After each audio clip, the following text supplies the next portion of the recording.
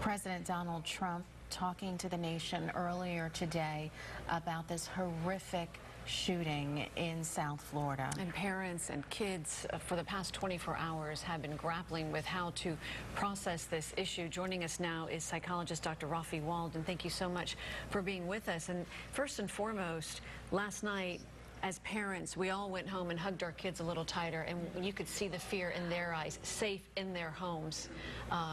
How do we talk to our kids? What do we need to be telling our kids today? The goal is always to have a very honest conversation with your kids.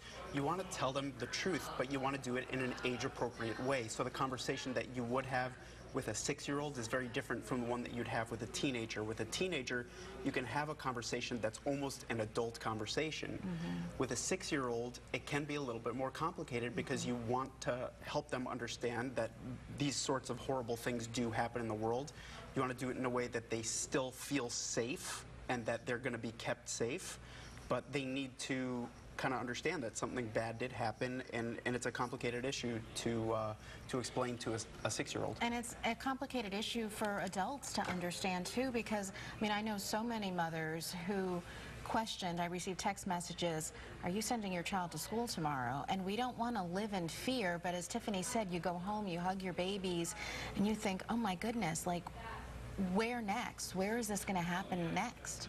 This hits so close to home for us here in South Florida.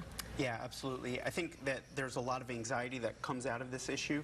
One of the fundamental tenets of cognitive behavioral therapy, which is extremely popular these days and has been for many years, is dealing with anxiety. By definition, anxiety is excessive worry. So this is a horrible thing, and it did happen. And believe me, it is such a horrible tragedy, but the thing you need to ask yourself is, how many times in my life have I been worried that something horrible was going to happen to me or my family, like we were going to be held up by someone with a gun? How many times has someone actually shot at us? For almost everybody, the answer to that question is 0.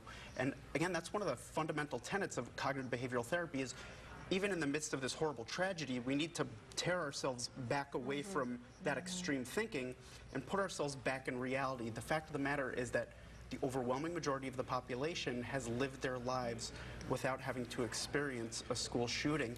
So you do have to find the courage to go back to school and live your life. And let's talk just briefly about the suspect and what would make somebody do this. Of course, we're only learning very, very little about the suspect, a little bit about his social media posts, but it seems that he was obsessed with guns and he had made threats on social media. There were signs there. Sure, there absolutely were signs. There's something that's really clear in this whole process, is that he had personal pain and he wanted to visit that pain on other people.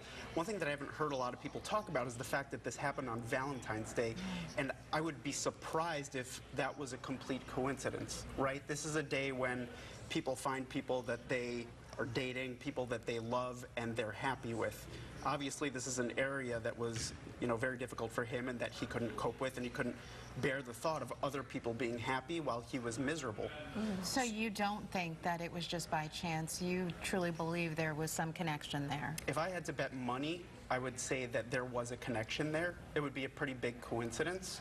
But of course, we don't know for sure at this point, but I certainly think that it was not a coincidence. All right, Dr. Walden, we appreciate your insight, and again, in terms of the anxiety, to kind of remind people to recognize that how often has something like that you've worried about in your life, how often has it really come to be? So just a good reminder to everybody tonight. Thank you. Exactly right. We Thank appreciate you being here. Thank you. Much more on this mass shooting in Parkland when we come back after this break.